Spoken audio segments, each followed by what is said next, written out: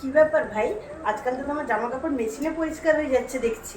না আমার সময় তো হতো না, বলতে মেশিনে নয়, মেশিনে হাতে ধো, মেশিনে কাচলে নষ্ট হয়ে যাবে। বউ আসতে তো দেখছি মেশিনও ঠিকঠাক কাজ করছে। আচ্ছা, আজ বৌদির হাতের চা খাবে? না না ম্যাডাম, যবে থেকে এসেছেন তুমি তো কফিতে শিফট হয়ে গেছো, তাই আর কি।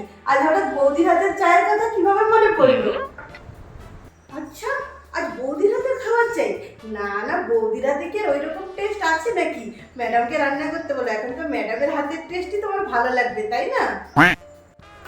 বিয়ের আগে সবসময় বৌদি বৌদি বৌদি, বৌদি এটা করে দাও, বৌদি ওটা করে দাও, বৌদি এখানে চলো, বৌদি ওখানে চলো, দাদাকে বলো এটা করতে, দাদাকে বলো ওটা করতে।